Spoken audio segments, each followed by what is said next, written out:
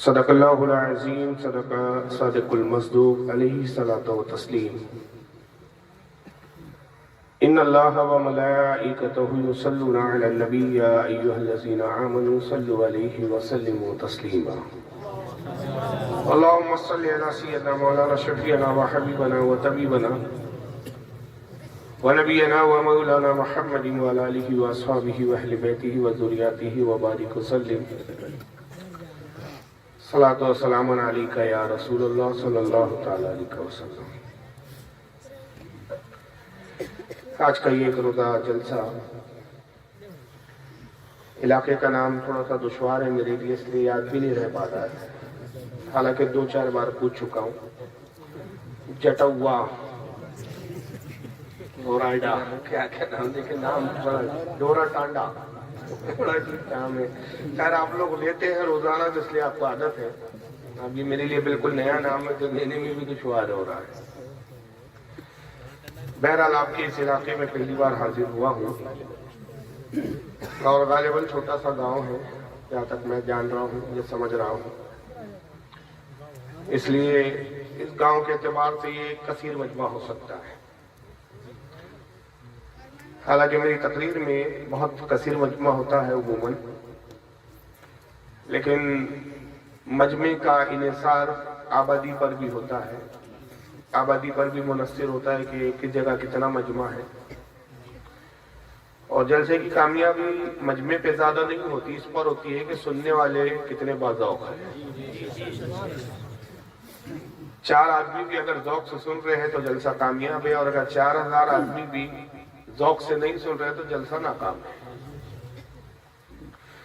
تو اب یہ آپ کے ذوق سماعت پر منحصر ہوں گا کہ میں کتنی دیر کہوں، حالانکہ طبیعت میری بڑی ناساز ہے۔ کل میرا جلسہ تھا شاہجہان پور میں، اور اسی جلسے کی بنیاد پر آج کا یہ جلسہ قریب میں تھا اس لیے لیا گیا، لیکن پرسوں طبیعت اتنی خراب تھی اور اتنا تیز بخار تھا کہ رات 12 بجے، صبح مجھے نکلنا تھا 7 بجے میری فلائٹ تھی ناگپور سے، تو 12 بجے رات تک تو یہ بالکل پکا ارادہ ہو گیا تھا کہ فون کر کے تنظیم والوں کو، یہاں کے لوگوں کو بھی اور وہاں کے لوگوں کو بھی، دونوں کو یہ کہہ دوں کہ طبیعت ٹھیک نہیں ہے تو میں نہیں آ پاؤں گا۔ بہت تیز بخار تھا، اور مسلسل سفر کی وجہ سے اور پانی بدلنے کی وجہ سے، ہر جگہ پانی بدل جاتا ہے، کھانے کا انداز بدل جاتا ہے، اور میں جس علاقے سے تعلق رکھتا ہوں یہاں ابھی ٹھنڈ ہے، ہمارے یہاں اتنی گرمی پڑ رہی ہے کہ ہم لوگ پنکھا چلا رہے ہیں اور کولر چل رہے ہیں ہمارے، کیونکہ ہمارے علاقے کی شباب کی ٹھنڈی ہے جو آپ کے یہاں کی ٹھنڈی ہی نہیں ہے در حقیقت۔ تو ایسی ٹھنڈی میں مجھے تو لگ رہا ہے کہ بہت زیادہ ٹھنڈی ہے، لیکن آپ کو عادت ہے اس ٹھنڈی کی۔ سیتا مڑھی میں تھا اس سے پہلے، وہاں سے بڑا طویل سفر کر کے میں سلیگوڑی پہنچا، اور یہ سارے مسلسل سفر اور رات بھر جاگنا، اور دن میں نیند بھی نہیں ہوتی تھی، سفر ہی سفر، تو نیند نہ ہونا، اور پہلے سے ہی پھر بلڈ پریشر کی شکایت ہے، وقت پہ گولی نہیں لے پاتا ہوں جو ٹائم ڈاکٹر کا ہے بتایا ہوا، اس سے طبیعت جو ہے وہ متاثر ہوتی ہے۔ لیکن بہرحال 12 بجے پھر ہمارے ایک ڈاکٹر ہے ہمارے عزیز، ان کی دوا میں نے کھائی، انہوں نے دوا لی، تو اللہ کا کرم ہوا کہ 4 گھنٹے میں ہی بہت تیز پسینہ آیا، بخار اتر گیا، ایسا محسوس ہوا کہ پھر جلسے میں جا سکتا ہوں اور جانا چاہیے، لیکن آواز مسلسل گرفتار ہے اور بیٹھی ہوئی ہے۔ تو بہت کوشش کروں گا کہ کافی دیر تک آپ سے گفتگو کروں، لیکن یہ آپ کے ذوق پر ہی منحصر ہوں گا کہ کتنی دیر آپ مجھے کہلوائیں گے۔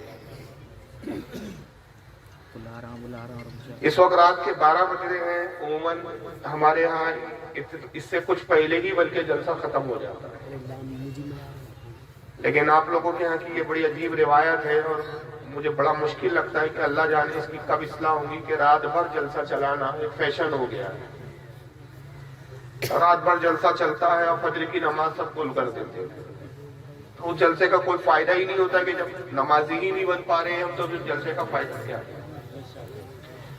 جلسے کا تو سب سے بڑا فائدہ اور مین فائدہ یہی ہونا چاہیے کہ آدمی کم سے کم نمازی تو بن جائے، اور جب نمازی بن جاتا ہے تو پھر دوسرے گناہ بھی دھیرے دھیرے خود بخود چھوٹنے لگتے ہیں. اس کو اپنے اندر ہی خود شرم آنے لگتی ہے کہ بھئی میں نماز بھی پڑھتا اور گناہ بھی کروں. تو پھر ایک ایک کر کے دھیرے دھیرے آدمی خود ہی گناہوں سے دور ہوتا جاتا ہے. لیکن جب تک بے نمازی ہوتا ہے آدمی تو پھر گناہ پر بھی جری رہتا ہے. لیکن ہمارے جلسوں کی یہ ستم ظرفی بولنے یا کم ظرفی بولنے، کیا لفظ بولے مجھے لفظ ہی نہیں مل رہا ہے کہ میں اپنے معافی ضمیر کو کیسے ادا کروں. اردو سمجھ رہے ہیں نا آپ لوگ؟ اردو تو یو پی کی ہی دین ہے ویسے، اور لکھنؤ آپ سے قریب ہے، دلی بھی آپ سے قریب ہے. آپ دلی اور لکھنؤ کے درمیان میں، ہم تو مراٹھی لوگ ہیں. جب اتنی اردو ہم سمجھ لیتے تو آپ نے تو اس سے بہتر اردو سمجھنا چاہیے.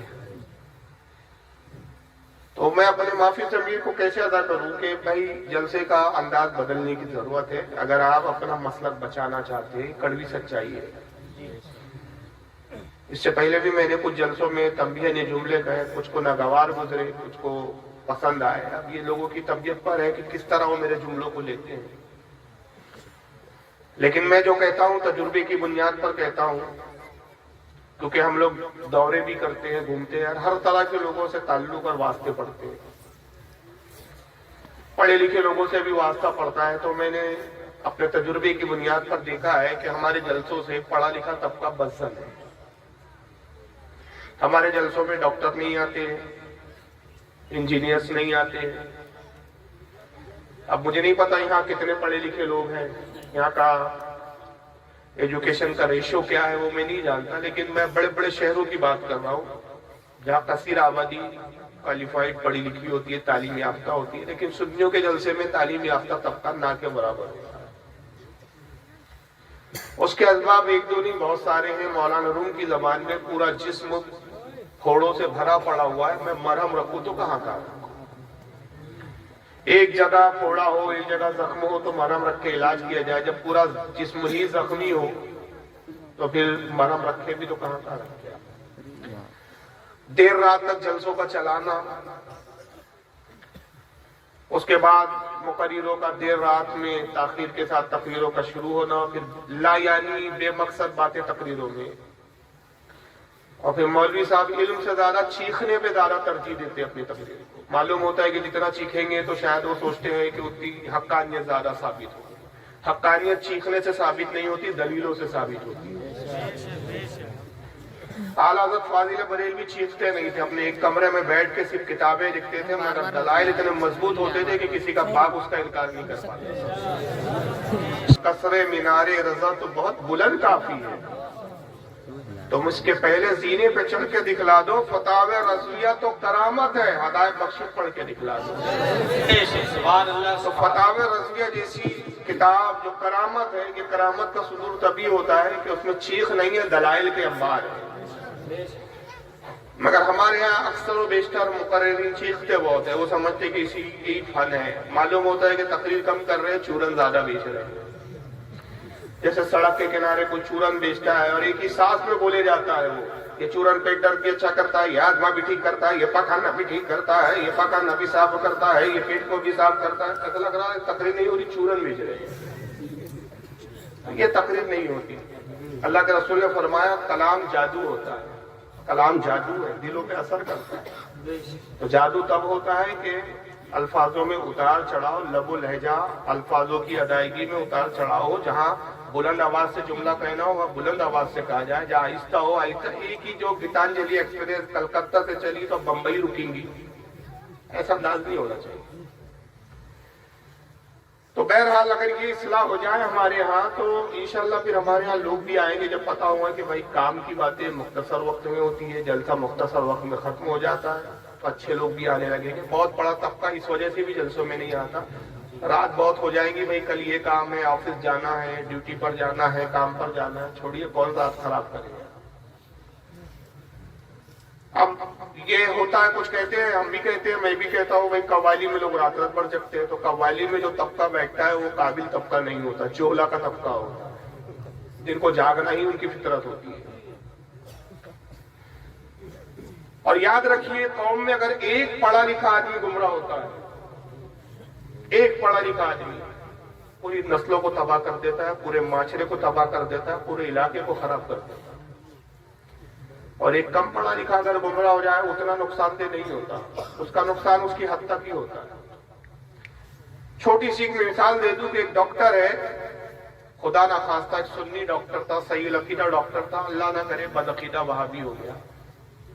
अब जैसी वहाबी बनता है उसको, तो उसमें बिल्कुल एक जहन में एक बात उसके फिट हो जाती है कि मुझे अब सबको सुधार के बस वैसे ही बनाना है जैसे मैं बन गया हूं। अब सबको वहाबी बनाने की मुहिम शुरू कर देता है वो। तो जब वो दीन के नाम पे कुछ बातें करने लगता है तो 10-20 लोग बड़े तवज्जे के साथ उसकी बातें सुनते हैं और उसकी तरफ इशारा करके कहा जाता है, भाई सुनिए डॉक्टर साहब क्या कह रहे हैं, सुनिए डॉक्टर साहब क्या कह रहे हैं। मगर अगर कोई दीन की बात एक रिक्शा चलाने वाला करे तो कहते अरे बैठा जाहिल कहीं कि तुझे क्या समझता है। तो एक कम पढ़े लिखे आदमी की बात लोग सुनते नहीं है, पढ़े लिखे की बात तवज्जे से सुनते हैं। और जब उसको तवज्जे से सुनते हैं लोग, अपने मालूमात की बुनियाद पे मशहूर वो मुतासिर हो जाते हैं, भाई डॉक्टर साहब जो कह रहे हैं गलत थोड़ी कहेंगे, तेरे पढ़े लिखे काबिल आदमी। तो आज जो वहाबियत बहुत ज्यादा हद तक फैल रही है, इलाके के इलाके हमारे हाथों से रेत की तरफ खसकते जा रहे हैं, खिसकते जा रहे हैं, इसका सबब यह है उनके मौजूद की तबलीग नहीं करते जितनी उनकी अवाम तबलीग करती है, और उनकी अवाम में पढ़ा लिखा तबका ज्यादा तबलीग करता है। तो हमें अपने जलसों की हालात बदलने पड़ेंगे, एक मुअद्दब और मुहज़्ज़ब अंदाज इख्तियार करना पड़ेगा और ऐसे पढ़े लिखे लोगों को दावत देनी पड़ेगी कि आइए हम अहले सुन्नत क्यों है उसको समझे। हम इसलिए अहले सुन्नत नहीं है कि हमारे बाप दादा सुन्नी से इसलिए हम सुन्नी है, हम इसलिए अहले सुन्नत है कि हमारे दलाइल कुरान और हदीस के मुताबिक हमारा मजहब वही है जो अल्लाह रसूल का बताया हुआ और लाया हुआ मजहब।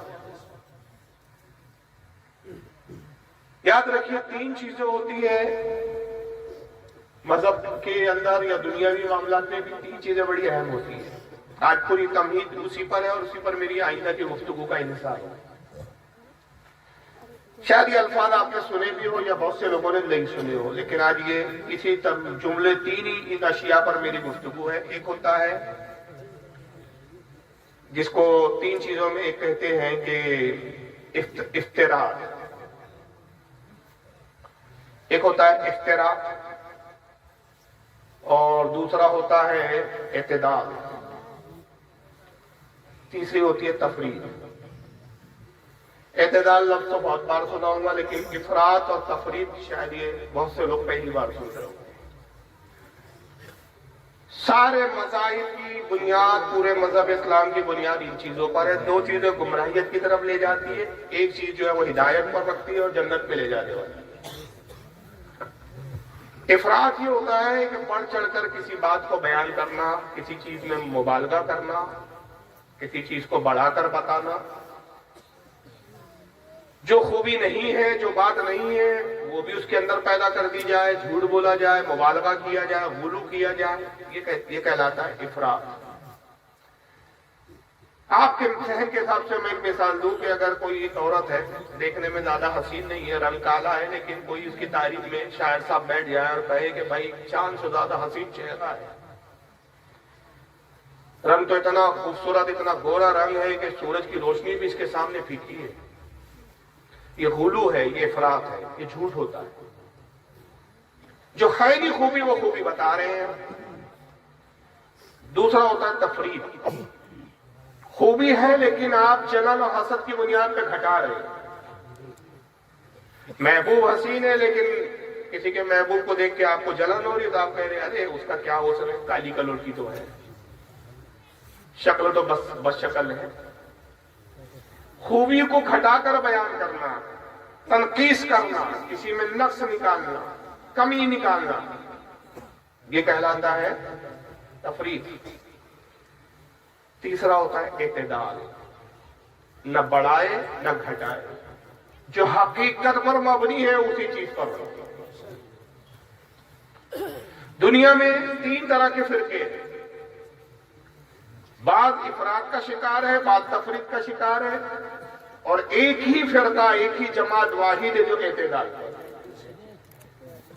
इत्तिदाल वाली जमात सिर्फ एक है। इफरात वाली कई जमातें हैं, तफरीद वाली कई जमातें हैं, कई फिरके हैं।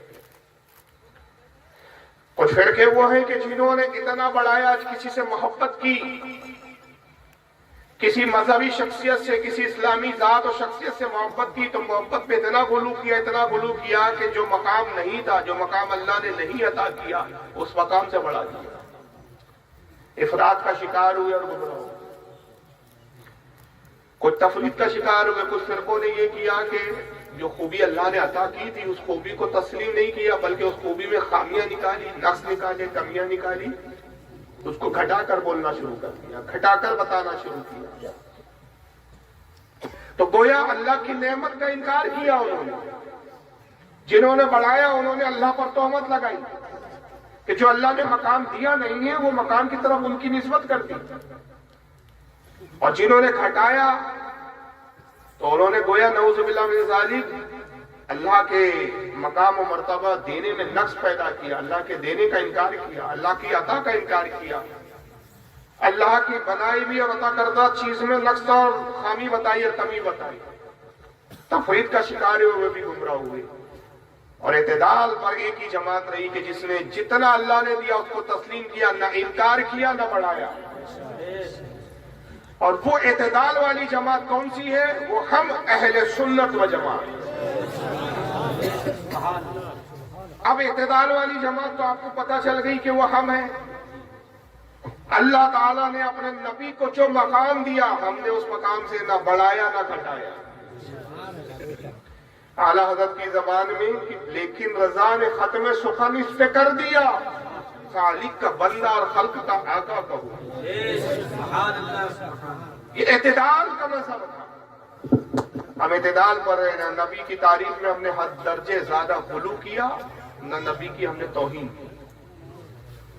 مگر کچھ فرقے ایسے ہوئے کہ جنہوں نے رسول اللہ کی تعریف میں یا اہل بیت کی تعریف میں یا اپنے بزرگوں کی تعریف میں اتنا بڑھ چڑھ کے دعوے کیے، اتنے بڑھ چڑھ کے باتیں کی کہ جو اللہ نے جس کا ذکر نہیں کیا تھا، اللہ نے وہ چیز ان کو نہیں دی تھی، وہ بھی ان سے منسوخ کر کے ان کو بڑھا کر بتایا۔ گمراہ ہو گئے، کافر و اسلام سے خارج ہو گئے۔ اور کچھ لوگ اتنی دشمنی پر آمادہ ہوئے کہ نبی کی توہین پر آمادہ ہو گئے، نبی کو جو مقام اور مرتبے اللہ تعالیٰ نے عطا فرمائے تھے اس میں کمی بتائی ہوئی، تنقیص کی انہوں نے، تفرید کا شکار ہوئے۔ یہ دو جماعتوں کا میں آج تعارف آپ کے سامنے رکھوں گا کہ افراد کا شکار ہونے والا کون سا فرقہ ہے، تفرید والے، انکار کرنے والے کون سے۔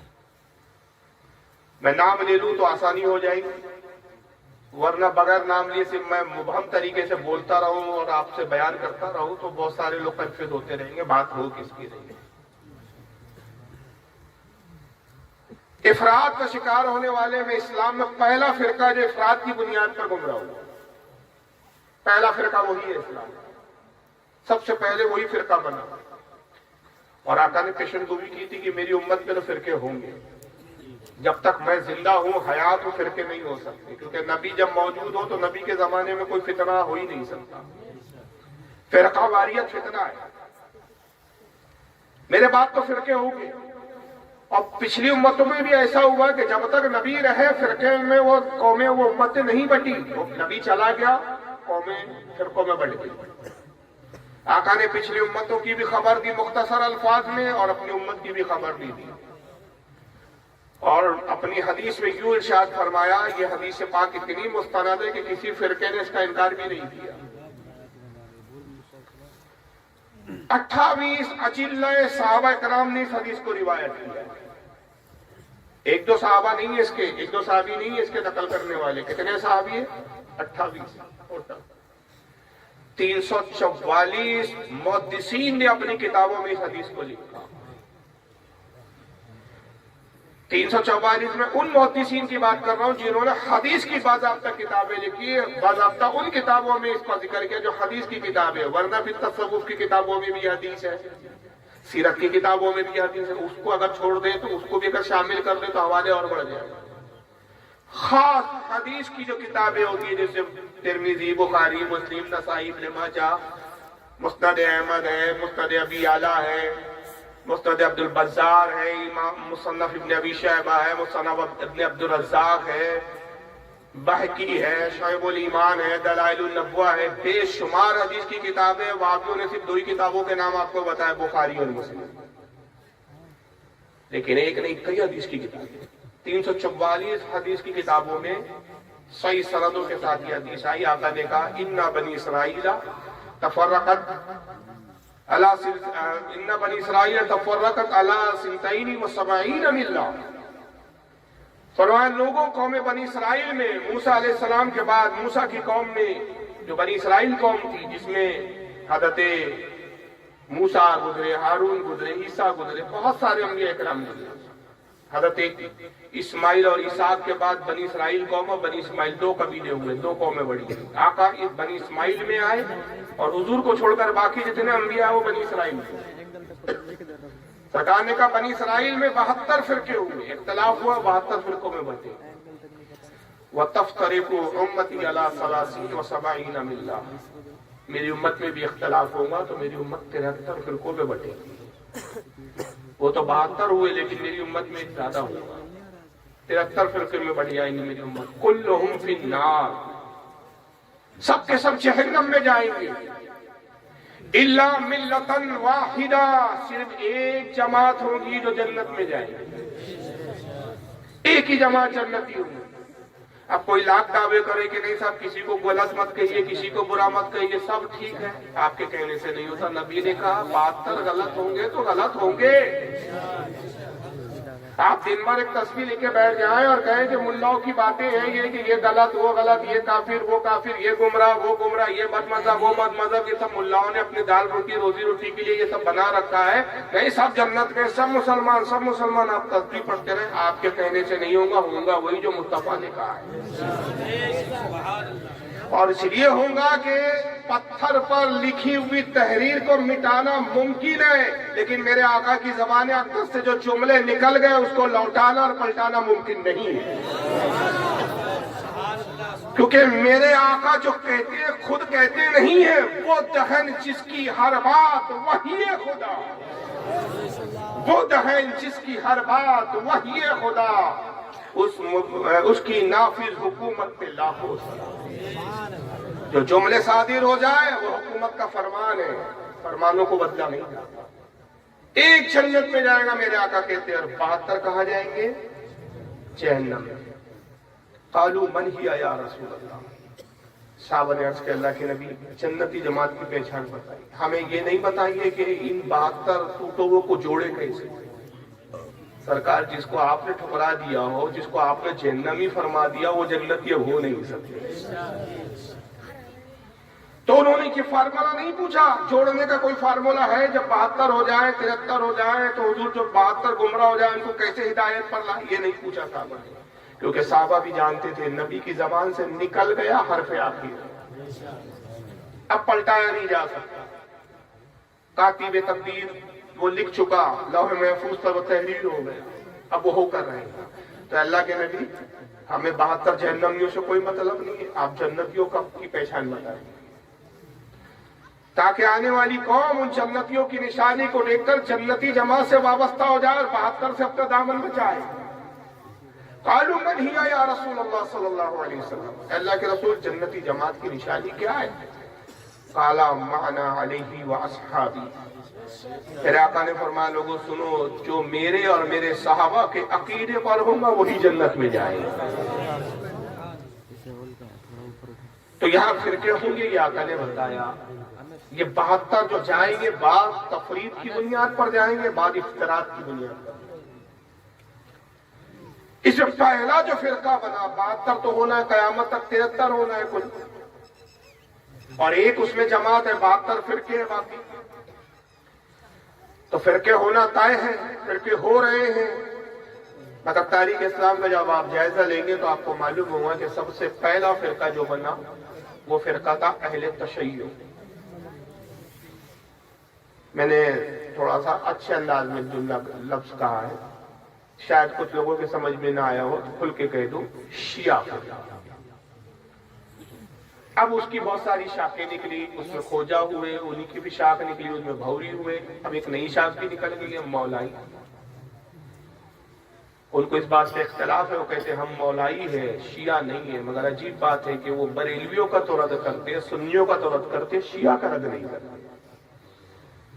تو جب آپ شیعہ نہیں ہیں تو شیعوں کا رد کیجیے، ان کے عقائد باطلہ کا رد کیجیے، پھر تو پتہ چلے کہ آپ ان سے علیحدہ ہیں۔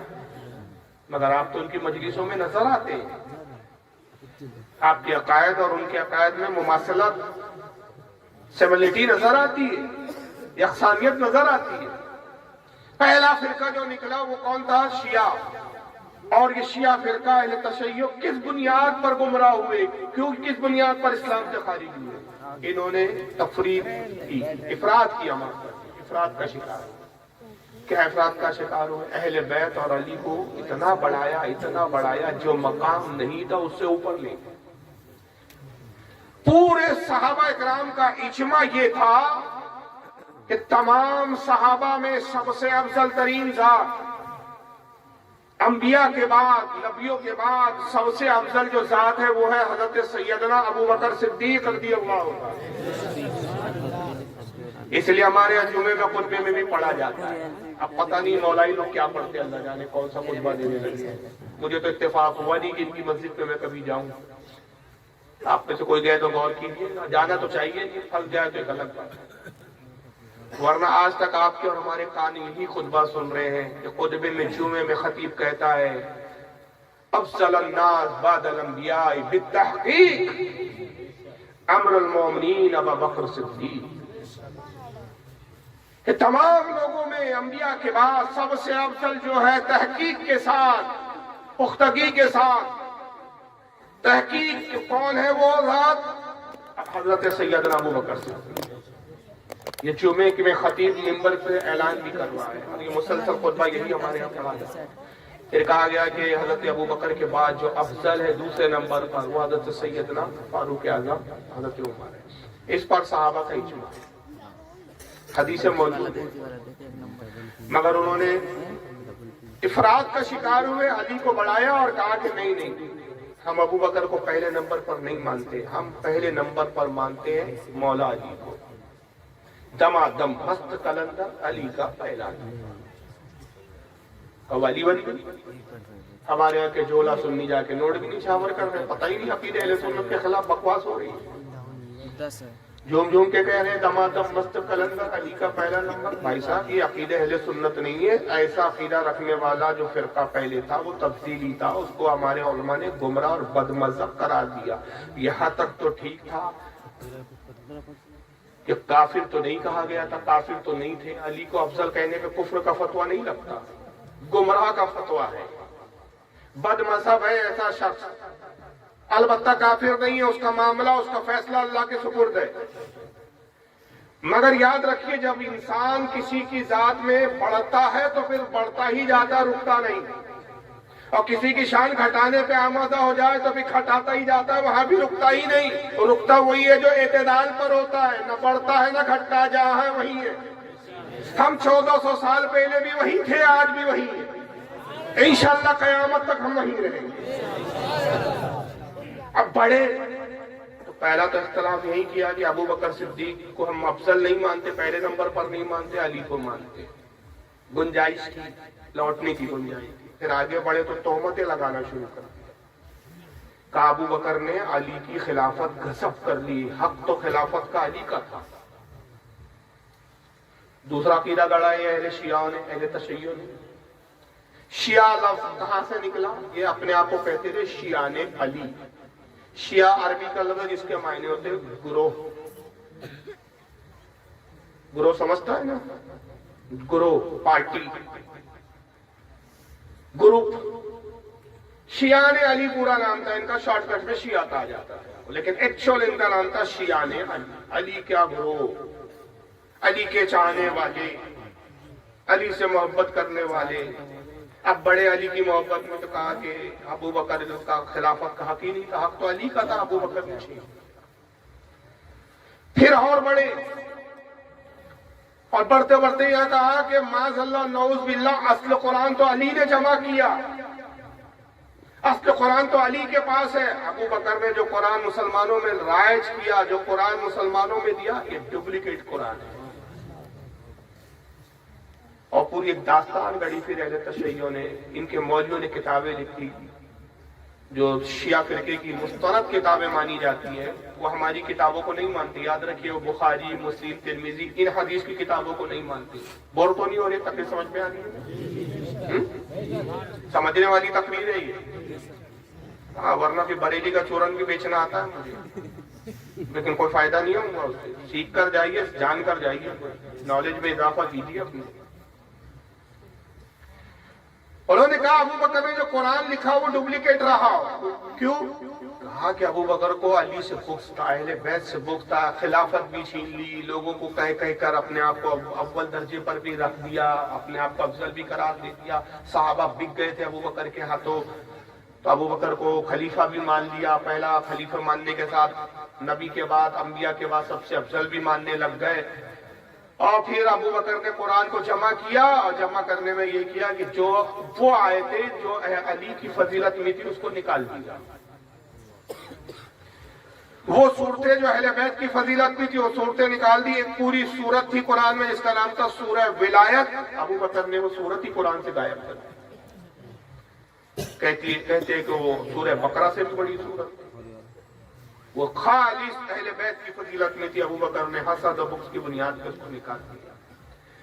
جہاں جہاں علی کا نام تھا ابو بکر نے ان آیتوں کو بدلا. قرآن میں آیت یوں نازل ہوئی تھی، اہدنا الصراط العلی، اے اللہ ہمیں علی کے راستے پر چلا. ابو بکر نے علی ہٹایا، کہا لکھو اہدنا الصراط المستقیم، علی ہٹا کے مستقیم کر دیا. قرآن کی آیت یوں تھی، وَإِن كُنتُمْ فِي رَيْبٍ مِّمَّا نَزَّلْنَا عَلَىٰ عَبْدِنَا فَأْتُوا بِمِثْلِ عَلِيٍّ. سورہ بقرہ کی آیت ہے. اللہ فرماتا ہے کہ قرآن، اب اصل آیت تو کچھ ہے، انہوں نے تو آیت ایسی تھی کہ جو کچھ ہم نے اپنے خاص بندے محمد پر نازل کیا ہے، لوگوں اگر اس میں تمہیں شک ہو، اور علی کو جو ہم نے محمد کے ساتھ بھیجا، اگر علی جیسا تم کوئی لا سکتے ہو تو اس کے مثل لے آؤ. ابو بکر نے علی ہٹا دیا اور آیت یوں کر دی، وَإِن كُنتُمْ فِي رَيْبٍ مِّمَّا نَزَّلْنَا عَلَىٰ عَبْدِنَا فَأْتُوا بِسُورَةٍ، سورت لفظ لا دیا، علی ہٹا دیا. بِسُورَةٍ مِّن مِّثْلِهِ، تمہیں اس قرآن پر شک ہو جو ہم نے خاص بندے محمد پر نازل کیا تو اس کے جیسی ایک سورت بنا لیا. قرآن نے تو علی کا چیلنج کیا تھا، علی ہٹا کے سورت کر دیا. قرآن میں یہ تھا، کہتے ہیں کہ فَاسْأَلُوا عَلِيٍّ إِن كُنتُمْ لَا تَعْلَمُونَ، اے لوگوں علم نہ ہو تو علی سے پوچھو. ابو بکر نے یہاں سے بھی علی لفظ اڑا دیا اور یوں کا آیت کو کروا دیا، فَاسْأَلُوا أَهْلَ الذِّكْرِ إِن كُنتُمْ لَا تَعْلَمُونَ، اگر تمہیں علم نہ ہو تو علم والوں سے پوچھو. اہل ذکر کر دیا، علی ہٹا کے ذکر کر دیا. اس طرح بے شمار آیتیں انہوں نے لکھی، اور یہ ساری جو میں داستان آپ کو سنا رہا ہوں یہ آپ کو شیعوں کی سب سے مستند کتاب اصول کافی میں مل جائے. جب علی کو پتا چلا کہ قرآن بدلا جا رہا ہے تو مولا علی بڑے جلال میں آئے، گھر میں گئے، 2 مہینے تک گھر کے باہر ہی نہیں نکلے. یہ شیعہ لوگ کہہ رہے ہیں، آپ یہ تو نہیں سمجھ رہے کہ ہمارا عقیدہ ہے. کیا سمجھ رہے ہیں آپ لوگ؟ یہ شیعوں نے گڑھا ہے، یہ شیعوں کا کہنا ہے، ہمارا نہیں کہنا ہے. جواب تو ابھی آگے ہم دیں گے اس کا، اور انشاءاللہ وہ جواب دیں گے جو جواب ہمارا نہیں ہوگا، جواب پروردگار عالم کا ہوگا. علی گھر میں گئے، 2 مہینے قید کر لیا اپنے آپ کو اور قرآن لکھتے رہے. اور وہ اوریجنل قرآن لکھا علی نے جیسا رسول اللہ پر نازل ہوا تھا، یعنی وہ علی لفظ بھی تھا اس میں، یہ بھی تھا، سورہ ولایت بھی تھی، وغیرہ وغیرہ. جو ابو بکر نے ہٹایا تھا وہ سب موجود تھا. پھر وہ قرآن لے کر آئے، اور آنے کے بعد دربار پہ پہنچے ابو بکر اور سارے صحابہ بیٹھے ہوئے تھے. اور ابو بکر تم نے قرآن کو بدل دیا، یہ اوریجنل قرآن لایا ہوں، یہ اصل قرآن ہے، میں پہلا ایمان لانے والا ہوں. جیسا رسول پہ پہلی آیت سے نازل ہوا آخری آیت تک پورا قرآن میں نے جمع کیا، اس قرآن کو مسلمانوں میں عام کرو. ابو بکر صدیق نے کہا نہیں، ہمیں تمہارے قرآن کی ضرورت نہیں ہے، ہم نے جو قرآن بنایا وہی کافی ہے ہماری. علی نے کہا دیکھو ظلم نہ کرو، قیامت میں تمہیں اللہ کا جواب دینا ہے. کہا کوئی فکر کی بات نہیں، جو ہم نے قرآن بنایا وہی صحیح، لے جاؤ اپنا قرآن. جب سب نے ٹھکرا دیا تمام صحابہ نے، مطلب یہ صرف ابو بکر پہ تہمت نہیں ہے، تمام صحابہ پر تہمت، معاذ اللہ. علی کو جلال آیا، علی نے کہا، قرآن کو ہوا میں لہرایا، ہاتھ بلند کیا اور کہا دیکھ لو یہ قرآن، آخری بار یہ اصل قرآن دیکھ لو، اب قیامت تک اس قرآن کو امت نہیں دیکھ سکیں گی۔ پھر آپ اس قرآن کو لے کر آئے، آنے کے بعد وہ قرآن اپنے بیٹے امام حسن کو دیا، کہا بیٹا حسن یہ قرآن اپنے پاس رکھو، اب یہ قرآن کسی کو نہ دینا، اس امت نے اس قرآن کو، اس اصل قرآن کو ٹھکرا دیا ہے، اپنے ہی پاس رکھنا، اور دینا تو صرف اپنے وصی کو دینا، اپنے نائب کو دینا۔ امام حسن نے قرآن امام حسین کو دے دیا، وہی وصیت کی۔ امام حسین نے اپنے بیٹے امام زین العابدین کو دے دیا، وہی وصیت کی۔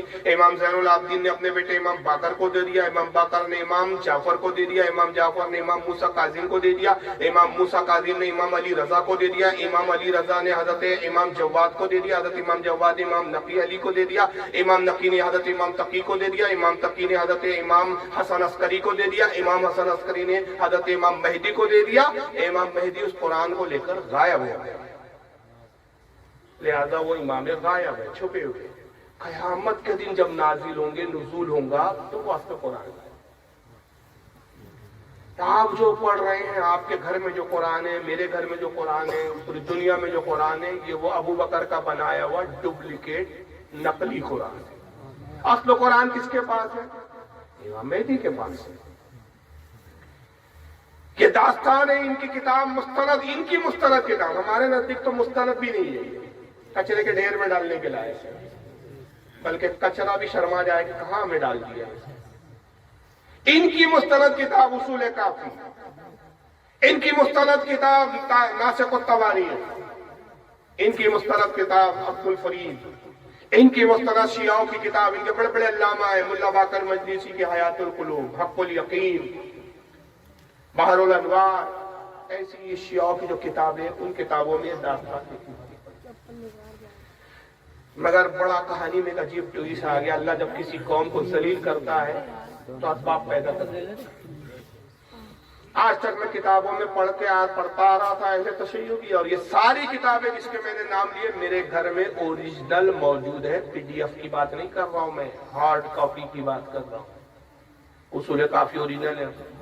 یہ ساری کتابیں ساتھ میں اس لیے لے کر نہیں گھوم سکتے کہ ساری کتابیں جو تو اتنا وزن ہو جائے گا کہ بیگ اٹھانا مشکل۔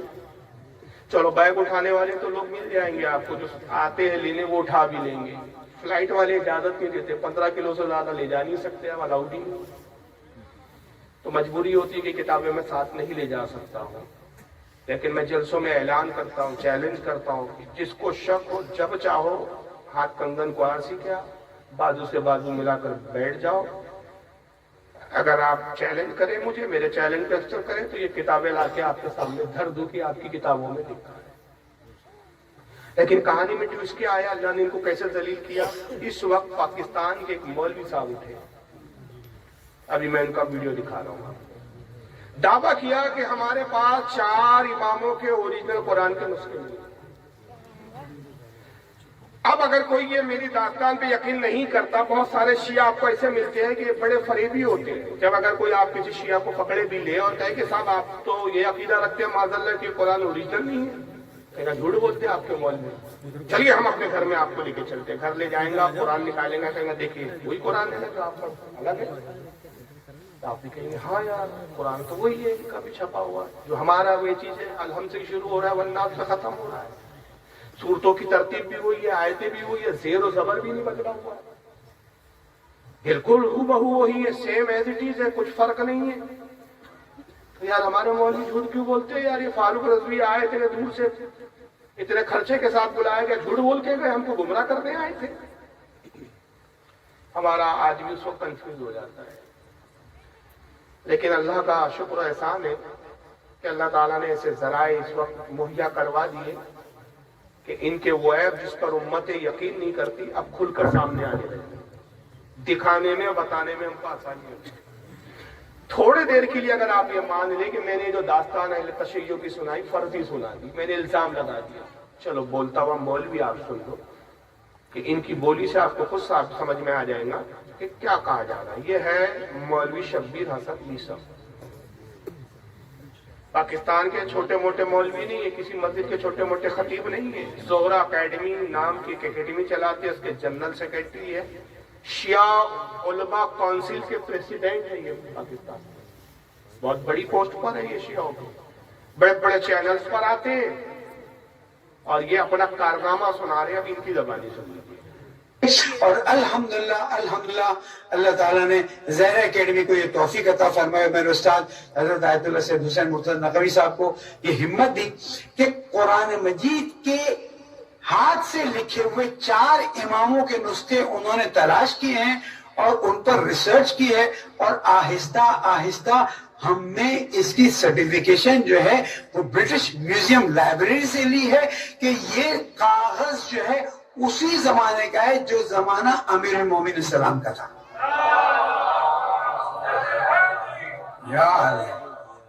یہ اللہ تعالیٰ کا احسان ہے. میں اللہ تعالیٰ کا شکر ادا کرتا ہوں کہ زہرا اکیڈمی نے، ویسے تو اللہ تعالیٰ نے کرم کیا کہ جن کے نام کی تھی وہ برکتی برکتیں ہیں، لیکن تاریخ کا یہ کام آپ کو آگے چل کے بتائے گا. میں یہاں سے اس وقت بیان کرنے کی پوزیشن میں نہیں ہوں، ورنہ اہل سنت کے ساتھ ہمارے اختلافات ایک دم سے کھڑے ہو جائیں گے اور ہم پھر اس کو حل نہیں کر سکیں گے. اس لیے کہ اس وقت تو دشمن ڈھونڈ رہا ہے وہ ایک چھوٹی سی چیز مل جائے اختلاف کی، اس کو ایسا دھماکہ کر دیا جائے.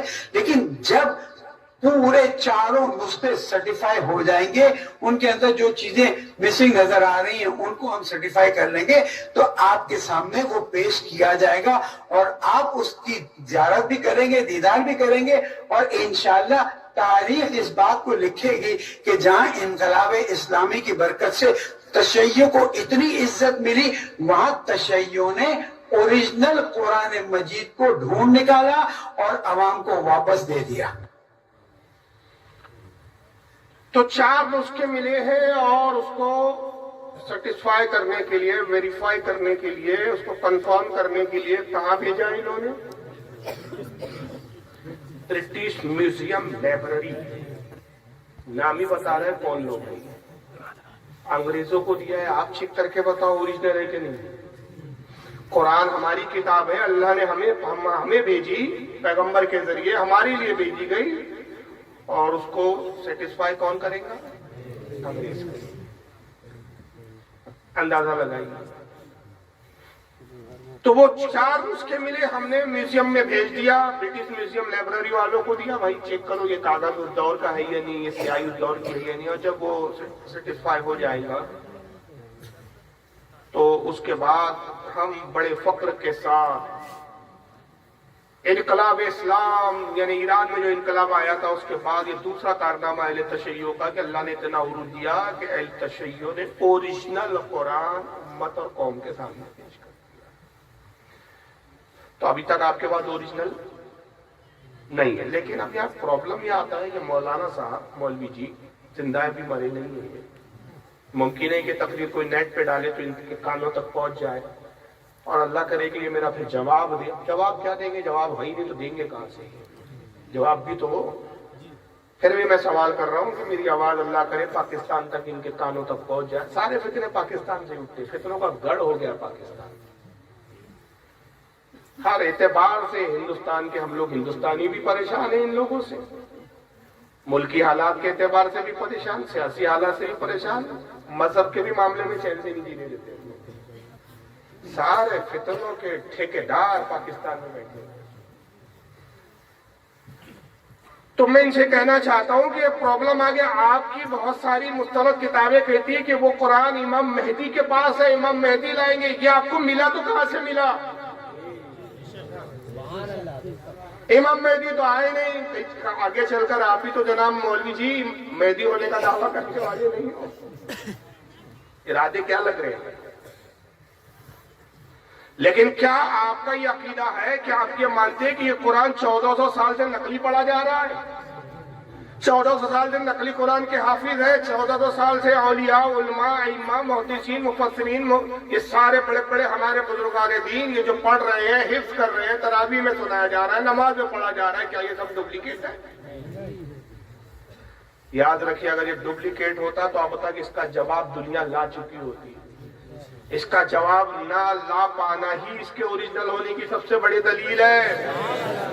قرآن یہی تو کہہ رہا ہے وَإِن كُنتُمْ فِي رَيْبٍ مِّمَّا نَزَّلْنَا عَلَىٰ عَبْدِنَا فَأْتُوا بِسُورَةٍ مِّن مِّثْلِهِ وَادْعُوا شُهَدَاءَكُم مِّن دُونِ اللَّهِ إِن كُنتُمْ صَادِقِينَ. اے لوگوں، اگر تمہیں اس بات میں شک ہو کہ یہ جو قرآن عظیم ہم نے اپنے خاص بندے یعنی محمد صلی اللہ علیہ وسلم پر نازل کیا یہ اللہ کی طرف سے نہیں ہے، تو اس کی جیسی ایک صورت تو ملا، اس کی جیسی صورت تو لے آؤ، اور اللہ کو چھوڑ کر جتنے تمہارے حوالی موالی، جتنے تمہارے اچکے چھچورے، سب ایک ہو جاؤ اور لے آؤ سب مل کر، اکیلے نہیں، سب کو ملا لو، اکیلے کی بس کی بات نہیں ہے، سب کو ملا کے لے آؤ اگر تم سچے ہو۔ اور پھر آگے قرآن کہتا ہے فَإِن لَمْ تَفْعَلُوا وَلَن تَفْعَلُوا فَاتَّقُوا النَّارَ الَّتِي وَقُودُهَا النَّاسُ وَالْحِجَارَةُ أُعِدَّتْ لِلْكَافِرِينَ۔ اور اے حبیب، جب وہ نہ لا سکے اور ہم پہلے سے ہی فرمائے دیتے ہرگز ہرگز نہ لا سکے، ہم پہلے سے ہی کہہ رہے ہیں لا بھی نہیں سکیں گے، تو پھر آپ کہیے ان سے ڈرو اس آگ سے جس کا ایندھن انسان اور پتھر ہے، ہم نے کافروں کے لیے تیار کر رکھا۔ اگر یہ قرآن ڈپلیکیٹ ہوتا تو قرآن کا یہ چیلنج آج تک لاجواب ہو چکا ہوتا۔ ذالک الکتاب لا ریب فیہ، کوئی شک کی گنجائش نہیں اس قرآن میں۔ یاد رکھیے، پھر کوئی کہے گا بھائی جس طرح پچھلی کتابیں بھی تو بدلی گئی، آپ بھی تو کہتے ہیں توریت بدلی گئی، کیا وہ اللہ کی کتاب نہیں تھی؟ بدلی گئی، تحریف ہوئی۔ زبور بھی تو اللہ کی کتاب تھی، اللہ کی ہی وحی کے ذریعے آئی تھی، اللہ نے ہی وحی کے ذریعے بھیجا تھا حضرت داؤد علیہ السلام پر زبور۔ کیا زبور میں تبدیلی نہیں ہوئی؟ انجیل میں کیا رد و بدل نہیں ہوئے؟ انجیل میں کیا تحریف نہیں ہوئی؟ وہ بھی تو اللہ کی کتاب تھی، اللہ نے ہی نازل کی تھی، جبریل لائے تھے۔ تو جس طرح 3 کتابیں تبدیل ہو چکی تو قرآن بھی ہو گیا ہوگا۔ ہم کہتے ہیں ان کتابوں کی بات اور ہے، قرآن کی بات اور ہے، وہ کتابیں اللہ نے بھیجی لیکن حفاظت کا ذمہ امت پر ہی چھوڑا، تمہیں دے رہے ہیں حفاظت تمہارے ذمے، مگر جب قرآن محبوب پہ نازل کیا، حبیب قرآن ہم دے رہے، حفاظت کا ذمہ تم پر بھی نہیں رکھ رہے، تمہاری امت پر بھی نہیں، بلکہ کس کیا حفاظت کا ذمہ ہے؟ اِنَّا نَحْنُ نَزَّلْنَا الذِّكْرَ وَإِنَّا لَهُ لَحَافِظُونَ۔ اے حبیب، اس ذکر کو، اس قرآن کو ہم نازل کر رہے ہیں اور اس کی حفاظت کا ذمہ بھی ہم لے رہے ہیں، ہم اس کی حفاظت کریں۔ جس کا محافظ پروردگار عالم، اس کا نہ کوئی زیر بدل سکتا ہے نہ زبر بدل۔ اگر میں تاریخ کے صرف واقعہ سنانا شروع کر دوں نا کہ جو بدلنے آئے بدل نہ سکے، عمریں کھپ گئی، تو یہ رات چھوٹی پڑ جائے گی۔ اتنے واقعات میرے حافظے میں اس وقت محفوظ ہے۔ صرف ایک شخصیت کا میں تعارف کرا رہا ہوں، ایک نام آتا ہے تاریخ میں، ابن المقفع، بہت بڑا ادیب، شاعر عرب کا، بہت بڑا جانکار عربی زبان کا، فصاحت و بلاغت کا ماہر مانا جاتا تھا عرب۔ اہل عرب جمع ہوئے، مشرکین جمع ہوئے، کا قرآن چیلنج کرتا ہے بار بار، اس کے جیسی ایک صورت لاؤ، اس کے جیسی ایک آیت لاؤ۔ تو اتنا بڑا شاعر ہے، کیا تیری شاعری کا فائدہ؟ اتنا بڑا ادیب ہے، تیرے اتنے بڑے ادب اور تیرے جانکاری کا کیا فائدہ؟ قرآن کی طرح ایک کتاب تو بنا لا، قرآن کا جواب لا تو ہم مانے۔ اور اے ابن المقفع، اگر تو نے قرآن کی طرح کوئی کتاب تحریر کر دی، قرآن کو کمزور ثابت کر دیا، تو عرب کی جس خوبصورت لڑکی پر تو ہاتھ رکھ دیں گے، وہ لڑکی تیرے ساتھ ہم بہا دیں گے۔ سارے قبیلے کو اتنا مال دیں گے، اتنا مال دیں گے کہ پورے عرب میں تجھ سے زیادہ امیر و کبیر کوئی نہیں ہوگا۔ اگر تو بادشاہ بننا چاہتا ہے، ہم تجھے اپنا بادشاہ بھی تسلیم کر لیں گے، مگر صرف یہ چاہتے ہیں کہ قرآن کا جواب لے آ۔ اس نے کہا کون سی بڑی بات ہے، میں تو اسے قرآن دیکھا نہیں تھا، میں اتنا بڑا شاعر، اتنا بڑا ادیب، فی البدی شعر کہتا ہوں، زبان پر، اس کی زبان کی نوک پر شعر ہوتے تھے، گفتگو اشاروں میں کرتا تھا، شعر بنانے کے لیے سوچتا نہیں تھا، اس کی زبانی سے شعر نکلتے تھے۔ کہا میرے لیے کون سی بڑی بات ہے، مجھ سے بڑا پورے روئے زمین پر کوئی فصیح و بلیغ شاعر نہیں، لاؤ قرآن کتاب کی کون سی کتاب ہے، لاؤ مجھے دو، مگر ایک شرط ہے میری، مجھے ایک ایسی تنہائی کی جگہ دو کہ جہاں کوئی مجھے پریشان نہ کرے، کوئی ڈسٹربنس نہ ہو، شہر سے باہر ایک میرے لیے محل تعمیر کرو، کچھ خدمت گزار ہو، 1 مہینے کی مہلت دو، جو قرآن جتنا بڑا لائے ہو نا، تو جتنی بڑی کتاب، اس سے 3 گنا بڑی کتاب میں اس کے جواب میں لکھ کے دو۔ ابن المقفع میں دعویٰ کیا، قوم بڑی خوش ہو گئی، مشرکین بڑے خوش ہوئے، بھائی دعویٰ کیا ہے اس نے تو اس کے لیے آسان ہے، قوم راضی ہو گئی۔ ایک محل تعمیر کیا گیا، محل مکمل ہوا، اس کو وہاں داخل کیا گیا، محل میں کاغذوں کے انبار دے دیے گئے، قلم و دوات دے دی گئی، خادم دے دیے گئے، وہیں اس کے لیے حاجات اور پاخانہ پیشاب کا انتظام کر دیا گیا کمرے سے. خادموں کو لگا دیا گیا بھائی کھانا وقت پہ دے دیا کرو, جب بلائے فوراً حاضر ہو جایا کرو. ایک دو روز خادم آتے رہے, پھر خادموں سے کہا دیکھو ایک کام کرو, کئی بار ایسا ہوتا ہے کہ میں کچھ سوچ رہا ہوتا ہوں, لکھ رہا ہوتا ہوں, اچانک تم آ جاتے ہو اور میرا ذہن منتشر ہو جاتا ہے, بات ذہن سے مس ہو جاتی ہے, نکل جاتی ہے. تم کبھی بھی آ جاتے ہو, ایسا کرو کہ جب کھانے کا وقت ہو تو میرے پاس مت آیا کرو, کھانے کی پلیٹ جو ہے وہ دروازے کے نیچے سے کھسکا دیا کرو, میں کھا لوں گا, کھا کے پلیٹ خود واپس کر دوں. دروازہ کھٹکھٹانے کی ضرورت نہیں, تھی میرے سامنے آنے کی ضرورت ہے. بالکل مجھے سکون اور اطمینان چاہیے, کان چاہیے. خادموں نے کہا ٹھیک ہے, تو جیسا آپ کو کھانا پکایا جاتا تھا وقت پر وہ پلیٹ کھسکا دی جاتی. کمرے کا دروازہ بند ہے, دروازہ کھلتا نہیں. کچھ دنوں تو پلیٹ گئی, کھانے کے بعد خالی پلیٹ واپس آتی تھی, کچھ دنوں بعد پلیٹ جاتی تھی, پلیٹ واپس نہیں جاتی. خادم روز نئی پلیٹ کھانے کی اس کو کھسکا دیا کرتے تھے, لیکن وہ پلیٹ واپس نہیں آتی. اب خادم کو بڑی تاکید کی تھی, پریشان, کیا بات ہے کہ کوئی ہلچل محسوس نہیں ہوتی, کہیں زندہ ہے یا مر تو نہیں گیا. پلیٹ جاتی ہے واپس نہیں آتی. کل پیشاب پاخانے کا انتظام تو کمرے میں ہی تھا, مطلب اٹیچ باتھ روم تھے اس کے, اس وقت اٹیچ باتھ روم اور لیٹرین تھی اس وقت, جیسے آج کل فیشن چل بھی رہا. یہاں تک کہ عرب کے لوگ ایک دن کا انتظار کرنے لگے. خادم بھی پریشان ہے کہ آخر ہلچل کی کوئی آواز نہیں. ایک ماہ جب جیسے تیسے گزرا, سارے عرب کے لوگ جمع ہو گئے کہ ابن المقفع میں اس ایک مہینے میں قرآن سے بڑھ کر 3 گنا کتاب لکھی ہے, ہم وہ کتاب لائیں گے اور مسلمانوں کے سامنے رکھیں گے, یہ لو تمہارے قرآن کا جواب لے آئے. گئے, دروازہ کھٹکھٹایا, دروازہ نہیں کھلا. خادموں سے پوچھا کیا بات ہے, کہا کہ حضور ایک عرصہ ہو گیا, کچھ ہی روز کھانا وغیرہ کا یہ سب معاملہ تھا, اس کے بعد تو کھانے کی پلیٹ جاتی ہے واپس نہیں آتی, کوئی آواز نہیں, کوئی ہلچل نہیں, ہم نہیں جانتے زندہ ہے کہ مر گیا, کیا پتا.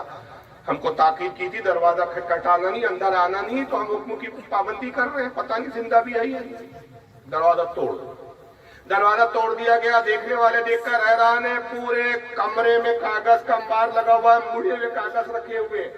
ابن المقفع کی داڑھی بڑھ چکی ہے, بال بکھرے ہوئے, ناخن بڑے ہوئے, کئی دنوں سے نہایا نہیں ہے, ہاتھ میں قلم و دواد ہے, کاغذ اٹھاتا ہے, پاگلوں کی طرح کچھ بڑبڑاتا ہے, پھر لکھتا ہے, پھر پڑھتا ہے, پھر موڑتا ہے, کاغذ کو پھینک دیتا ہے, پھر دوسرا کاغذ اٹھاتا ہے, پھر کچھ لکھتا ہے, پھر پڑھتا ہے, پھر موڑتا ہے, پھینکتا ہے, کاغذ کو موڑ موڑ کے پھینک کے انبار لگا دیا. اب دیوانوں کی طرح بڑبڑائے جا رہا ہے, کوئی ہوش نہیں, کون کھڑا ہے, کیا کھڑا ہے. لوگوں نے ہلایا ڈلایا, ابن المقفع ہوش میں آؤ, یہ کیا حال ہے, کچھ لکھا کہ بس کاغذ ہو کے انبار لگا دیے. اس نے کہا بدبختو, یہ کون سی کتاب لائے. میں نے جب اس کو کھولا اور پڑھا بسم اللہ الرحمن الرحیم, تو بسم اللہ کا جواب لکھنے بیٹھا. 1 مہینہ ہو گیا بسم اللہ کی بے کا جواب نہ لکھ سکا. ما ھذا کلام البشر, یہ کسی انسان کا کلام ہو ہی نہیں سکتا. بے شک نعرہ تکبیر, نعرہ رسالت, نعرہ غوثیت, عظمت قرآن, نعرہ تکبیر. 1 مہینے میں بسم اللہ کا جواب نہ لا سکا تو پورا قرآن کا کیا جواب لکھے. تو اگر یہ کتاب اللہ کی کتاب نہ ہوتی, ابن المقفع جیسے ادیب اس کا جواب نہ چکے. اور یہی نہیں, قرآن کی حفاظت اللہ تعالیٰ نے اپنے ذمے لی, اس لیے اس کا جواب نہیں لایا جا سکتا, نہ اس کو بدلا جا سکتا, نہ رد و بدل کیا جا سکتا ہے. لیکن ہو سکتا ہے کہ پھر کوئی چالاک آدمی آپ کو ایسا مل جائے ہو کہ کیا بات کرتے ہو یار, قرآن کیوں نہیں بدلا جا سکتا, ہم بدل کے دیتے ہیں. قرآن نے صرف بدلنے کی بات کہا نا, کہ تم اس کو بدل نہیں سکتے, ہم حفاظت کر رہے ہیں, ہم تمہارے اللہ کی. بھائی کیا پرابلم ہے, ڈسٹرب لگ رہا ہے سب معاملہ, بات ہے کیا, بتائیے. ہاں میں آ رہا ہوں بھائی, اپنے موضوع پہ آ رہا ہوں, بہت دیر بولوں گا, آپ مت ٹینشن لیجیے, میں اپنے موضوع پہ آؤں گا, آپ ٹینشن مت لیجیے, میں برابر ترتیب سے چل رہا ہوں. تو بات کہاں تھی بھائی, ہاں تو قرآن کا حفاظت جب تمہارے رب نے ذمہ لیا تو ہم بدل کے دکھائیں گے. کوئی صاحب آئے, انہوں نے قرآن لکھا, کوئی کر سکتے, زیر کی جگہ جبر کر دیا, پیش کی جگہ کچھ اور لکھ دیا, یہ لو ہم نے بدل دیا. کیا آیت ہے؟ الحمدللہ رب العالمین کر دیا ہم نے، جو زیر ہٹایا پیش لگا ذالک الکتاب، ہم نے ذالکل کا زبر ہٹا کے زیر کر دیا ذالک الکتاب۔ ارے بھائی میننگ ہمیں نہیں معلوم میننگ کیا بدل رہی ہے، بدل دیا نا زیر و زبر بدل۔ تم تو بار بار تمہارا مولوی چیختا تھا نہ زیر بدل سکتے نہ زبر بدل سکتے، لو سارے زیر زبر بدل دیا، میننگ بدل رہی ہے، ہمیں اس سے مطلب نہیں، بدل تو دیے گا ہم نے، کیا کر لیا تمہارے رب؟ کہاں حفاظت کی قرآن کی؟ جب ہم بدل رہے تھے تو ہمارا ہاتھ سن ہوا، فالج مارا ہمیں۔ ارے ہم تو قرآن جلا رہے تو کچھ نہیں ہو رہا ہے، جلا رہے ہیں نا قرآن۔ اور یہ اسلام کی حقانیت ہے کہ آج تک ہم نے رامائن نہیں جلائی، ہم نے بائبل نہیں جلائی، ہم نے گیتا نہیں جلائی۔ وہ ایک مسلمان کا ایک ویڈیو نہیں دکھا سکتا آج بھی کہ کسی نے بائبل کو جلایا ہو، کسی نے گیتا کو جلایا ہو۔ یہ قرآن جلا رہے ہیں۔ جلانا اس بات کی دلیل ہے کہ تم خود اقرار کر رہے جواب نہیں لا سکتے۔ مطالبہ تو جواب لانے کا ہے، جلانے کا تھوڑی ہے کہ جلا نہیں سکتے۔ کاغذ تو دنیا کا ہے، کاغذ تو انسانوں نے بنایا ہے، انسانوں کی بنائی ہوئی چیز کو فنا ہے، نفس کلام کو تھوڑی فنا ہے۔ بات تو نفس کلام کی ہو رہی کہ جواب نہیں لا سکتے، تو تم نے تو یہ کر کے خود بتا دیا کہ ہم شکست خوردہ ہے، شکست کھا چکے ہم، ہماری اوقات نہیں ہے قرآن کا جواب لانے کی۔ تو تم نے بزدلی کا مظاہرہ کیا، اب چلو کسی ہوشیار نے زیر زبر بدل دی، یہ لیجیے ہم نے بدل دیا، کچھ نہیں کر سکا تمہارے رب نے۔ مگر قربان جائیے اللہ تعالیٰ کے، رب جب حفاظت کا یہ اعلان کرتا ہے تو عربی میں اور بھی لفظ حفاظت کی آتے، حفیظ بھی لفظ آتا ہے، حفیظن بھی فرما سکتا تھا، لیکن وہ حافظون فرمایا۔ اِنَّا نَحْنُ نَزَّلْنَا الذِّكْرَ وَإِنَّا لَهُ لَحَافِظُونَ۔ حافظ کی جمع حافظون، حافظون فرما کے اشارہ کیا گیا کہ قرآن کو تم کیسے بدلو گے؟ یہ اوراق بدل سکتے ہو، اس کی سیاہی بدل سکتے ہو، اس کے زیر و زبر بدل سکتے ہو، اس کے کتابت بدل سکتے ہو، لیکن ہم مسلمان مومنوں کے سینوں میں قرآن ایسا اتار دیں گے کہ سینے پہ نقش قرآن کو تم کیسے بدل پاؤ گے؟ اتنے حفاظ پیدا کر دیں گے کہ ماں پیٹ سے بھی پیدا ہوں گے کچھ ایسے شخصیات جو ہم اپنی قدرت کا مظاہرہ کریں گے۔ جب ہم حفاظت پر آ جائیں تو ایک ایسا بھی بچہ تاریخ میں پیدا ہو کہ ماں پیٹ سے پیدا ہو جائے اور 3-3.5 سال کی عمر میں ماں انگلی پکڑ کر جب استاد کے پاس لے جائے، استاد محترم پڑھائیں اس بچے کو، استاد کہے پڑھو بیٹا بسم اللہ الرحمن الرحیم، تو بچہ پڑھنا شروع کرے بسم اللہ الرحمن الرحیم، الحمدللہ رب العالمین الرحمن الرحیم مالک یوم الدین، پڑھتا رہا بچہ، پڑھتا رہا، 1 پارہ ختم، 2 پارے ختم، 3 پارے ختم، 4 پارے ختم، 18 پاڑیاں پڑھ کے بچہ خاموش۔ استاد نے کہا بیٹا پڑھو، اماں تمہاری امی تو کہہ رہی تھی اس کو قرآن پڑھاؤ، تم تو 18 پاروں کے حافظ ہے، یہ 18 پارے کے استاد سے دیکھے، کہا کسی سے نہیں سیکھا حضور، جب میں اپنی ماں کے شکم میں تھا میری والدہ جھاڑو اور پوچھا لگاتی تھی، گھر کی صاف صفائی کرتی تھی، گھر کے کام کاج کرتی تھی، ساتھ میں قرآن کی تلاوت کرتی تھی، میں اپنی ماں کے شکم میں قرآن کی تلاوت کو سن کے یاد کر لیتا تھا۔ جب 18 پارے تک میری والدہ پہنچی، اس کے بعد میری ولادت ہو گئی تو ماں کے شکم میں نے 18 پارے حفظ کر لیے۔ کون ہے یہ تاریخ کا بچہ؟ یہ ہمارے سرکار غوث اعظم شیخ عبد القادر جیلانی رضی اللہ عنہ۔ ہم ایسا حفاظت کا ذمہ لیتے ہیں کہ ماں پیٹ سے بھی حافظ بنا کر پیدا کرتے، تو قرآن نہیں بدلا جا سکتا۔